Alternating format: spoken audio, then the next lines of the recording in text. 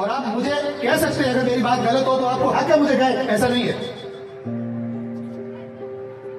آپ نے سفر کیا، کوئی کام پڑا آپ کو، کسی ایسے شہر میں آپ گئے جہاں پر آپ پہلے کبھی نہیں گئے تھے، تصور کریں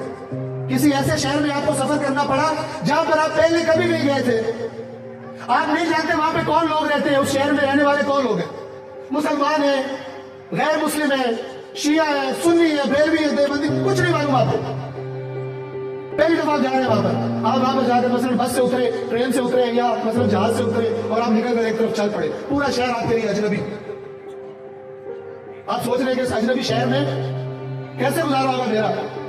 کچھ ایسا آپ کو وہاں پہ رہنا ہے۔ آپ چلتے جا رہے تھے، چلتے چلتے آپ کی نظر پڑی مثلا جس طرح یہ خوبصورت پینوفلیکس لگا ہوا ہے، اسی طرح آپ نے دیکھا دیوار پر پینوفلیکس لگا ہوا ہے، اشرا مجالس سید الشہداء، مجالس کے اشرے کا بینر لگا ہوا ہے، آپ کو دیکھ کر خوشی ہوگی یا نہیں ہوگی؟ جی کیوں؟ ماننے والے، یعنی ہم جو مانتے ہیں وہ ماننے والے اس شہر میں رہتے ہیں، وہ بینر آپ کو بتا دیں، ٹھیک ہے نا؟ اس لیے آپ ذرا چہرہ آپ کا کھل جائے گا کہ یہاں پر اپنے بھی رہتے ہیں، اور یہ کھلا ہوا چہرہ لے کر آپ آگے چل پڑے، آپ چلتے جا رہے تھے، ایک موڑ کاٹا آپ نے کسی گلی کا، آگے ایک اور بینر لگا ہوا تھا، اب اس بینر کا جو اوپر لکھا ہوا ہے اس کا جواب سوچ کے دینا، غلط بات نہیں کرنی، صحیح بات ایمانداری سے کرنی، ٹھیک ہے؟ اس بینر پہ لکھا ہوا تھا درس تفسیر قرآن، جو پہلا بینر دیکھ کے آپ کو مزہ آیا تھا اس بینر کو دیکھ کے آئے گا؟ کیوں نہیں آئے گا نا؟ اس لیے کہ ہم دوسروں کو کہتے ہیں حدیث ثقلین کی خلاف ورزی کی ہے اہل بیت کو چھوڑ کر، اور میں آپ کو بڑے بغیر تکلف سے کہہ رہا ہوں جو قرآن کے ساتھ ہم نے حشر کیا، ہم نے بھی حدیث ثقلین کی خلاف ورزی کی ہے۔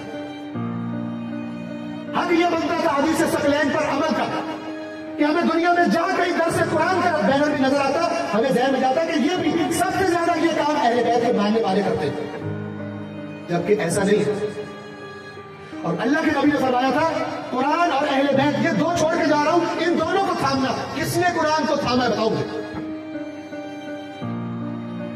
اور اگر قرآن مجید سے کٹ جائیں گے تو پھر اہل بیت کے نام پر وہ باتیں کی جائیں گی جن کا اہل بیت سے تعلق ہی کوئی نہیں ہے۔ پھر آپ کو کہیں سے حضرت علی کو اللہ بنانے کی کوشش نظر آئیں گی،